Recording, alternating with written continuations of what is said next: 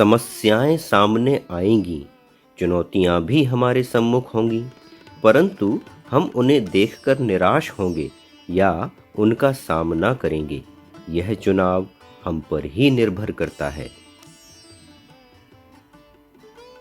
वर्तमान समय में अधिकतर लोग सिर्फ इसलिए दुखी और असफल हैं क्योंकि वे अपने अकल का उपयोग करने की बजाय दूसरों की नकल करते हैं।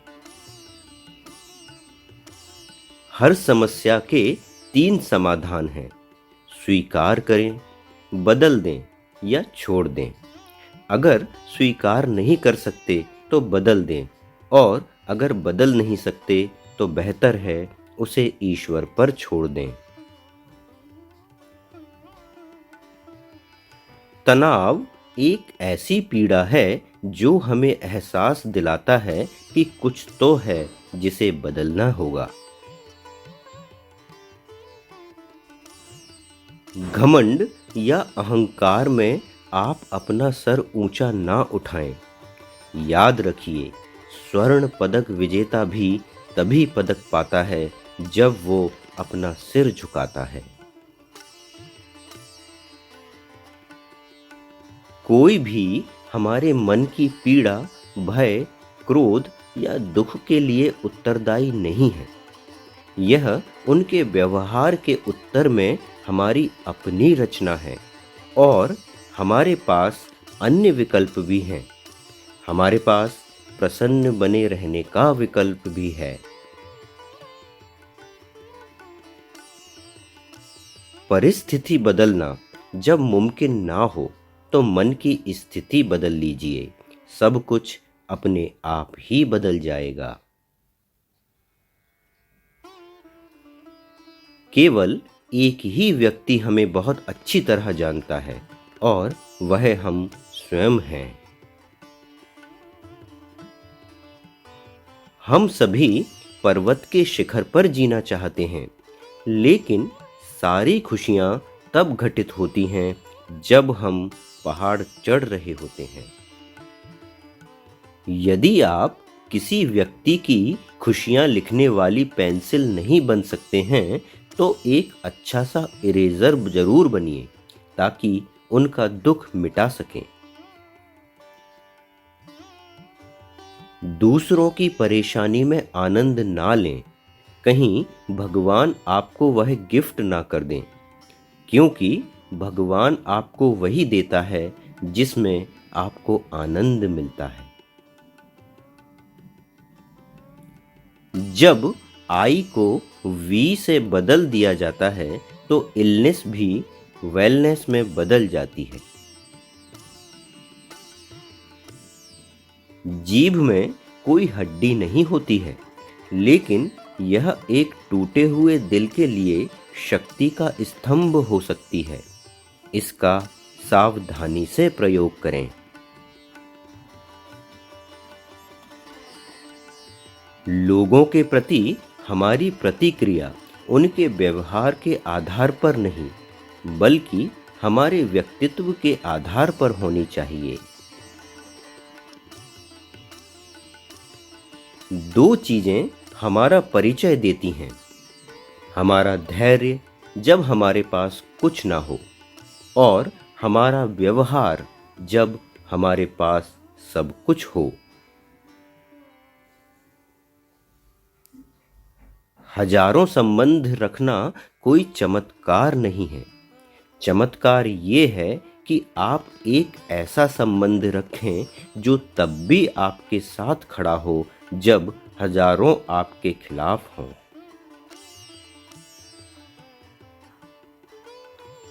संबंधों की कुल 5 सीढ़ियां हैं: देखना, अच्छा लगना, चाहना, पाना।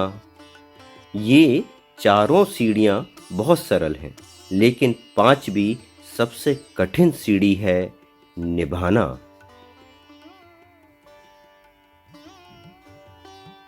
सबसे अच्छा रिश्ता वो है जिसमें कल की लड़ाई आज के संवाद को ना रोके। हर सुनी सुनाई बात पर यकीन मत करिए।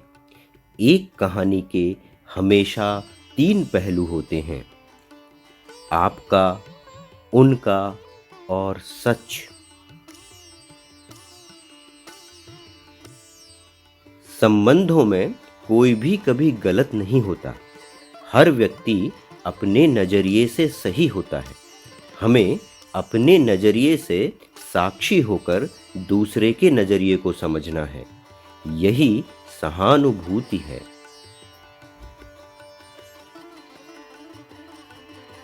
हमें यह चुनाव स्वयं करना होगा कि हम हर संबंध में क्या सोचना, महसूस करना और बनना चाहते हैं। हमने सदैव दूसरों को प्रसन्न करने की चेष्टा की है, क्योंकि हमें लगता है कि जब वे प्रसन्न होंगे तो हमें भी प्रसन्नता मिलेगी।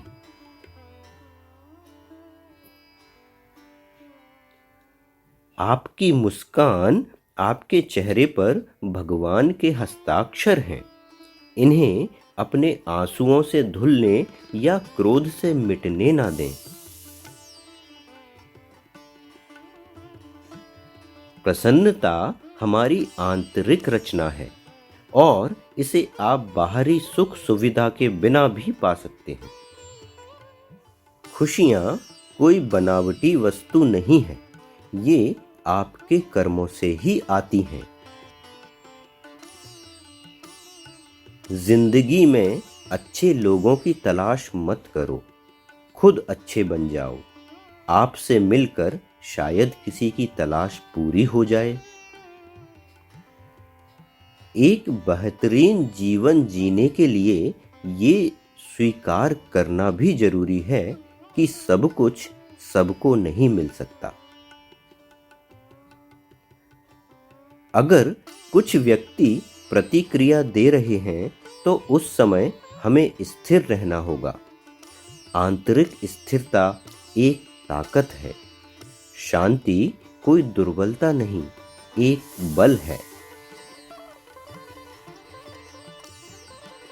जिस व्यक्ति के पास प्रेम, स्नेह व शुद्धता जैसे भाव होंगे, उसका आभा मंडल भी वैसा ही होगा। तनाव हमारे भौतिक व भावनात्मक स्वास्थ्य को हानि पहुंचाता है। इसलिए किसी भी प्रकार का तनाव हमारे लिए हानिकारक हो सकता है। 2 हाथों से हम 10 लोगों को नहीं हरा सकते, परंतु 2 हाथ जोड़कर हम करोड़ों लोगों का दिल जीत सकते हैं। जो लोग सिर्फ आपको जरूरत के समय याद करते हैं, उनके लिए काम जरूर आना चाहिए, क्योंकि अंधेरे के समय ही रोशनी खोजी जाती है और वह रोशनी आप हो। इतने खुश रहें कि जब दूसरे आपको देखें तो वो भी खुश हो जाएं। बदला लेकर नहीं, खुद को बदल कर देखिए। लोग कहते हैं कि गुस्सा आने पर 10 मिनट तक गिनती करने से गुस्सा शांत होता है। ये सब हमारी प्रतिक्रिया को टालने के बाहरी साधन हैं। यद्यपि यदि हम अपने विचारों का ध्यान रखें तो हमारे भीतर गुस्सा करने का विचार पैदा ही नहीं होगा।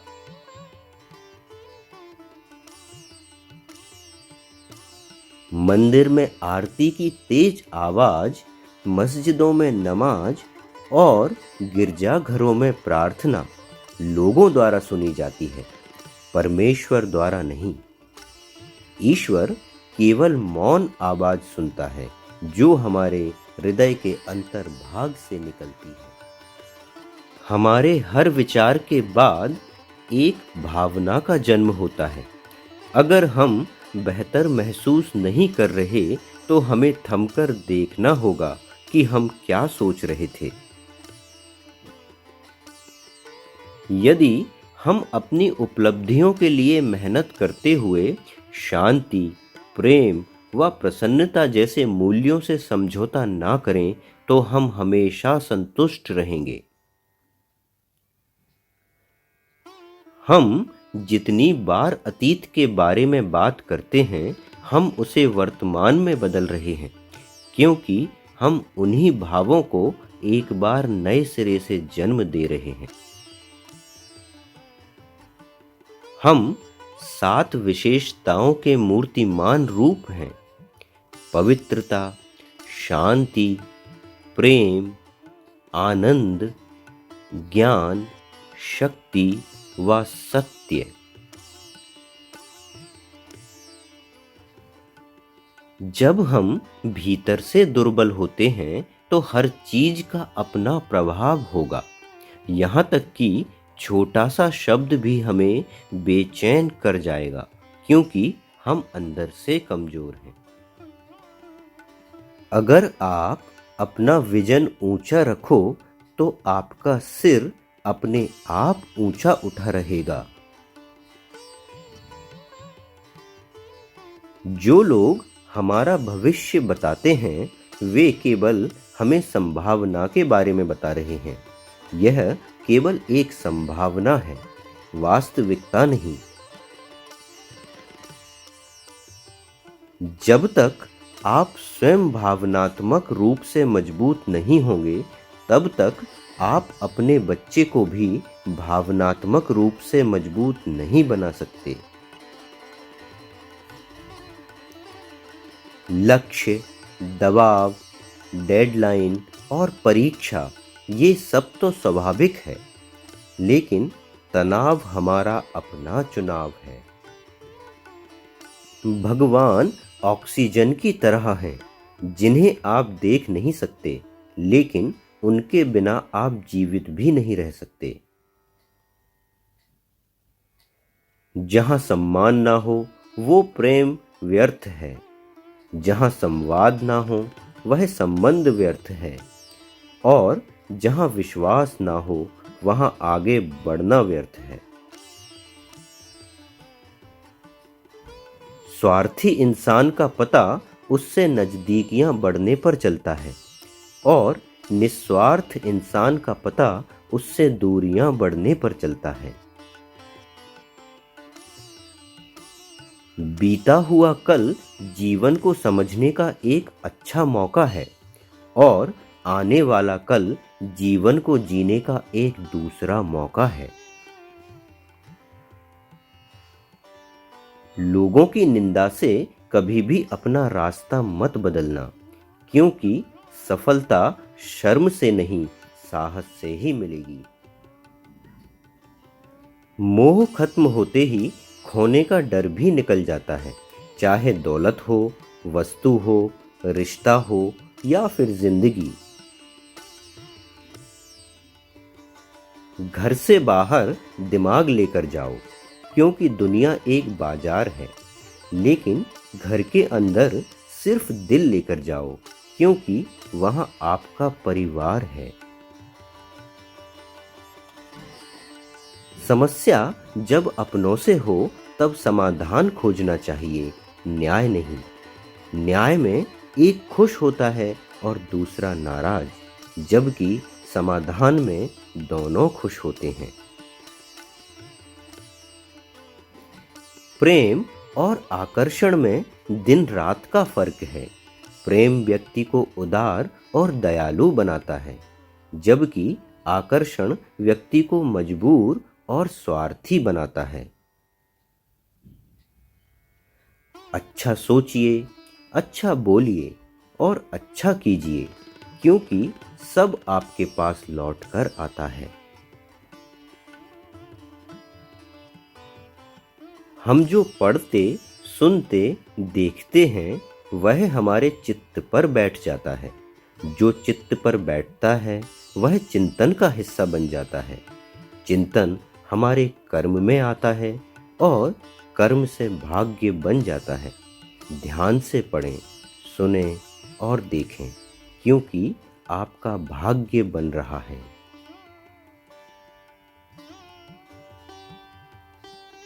जो धन कमाते हैं वह जरूरी नहीं कि दुआएं कमाते हैं, लेकिन जो दुआएं कमाते हैं वह क्षमता से ज्यादा धन कमाते हैं। धन आराम देता है, लेकिन दुआएं खुशी, सेहत और प्यारे रिश्ते देती हैं। धन्यवाद, थैंक यू, शुक्रिया। ओम शांति।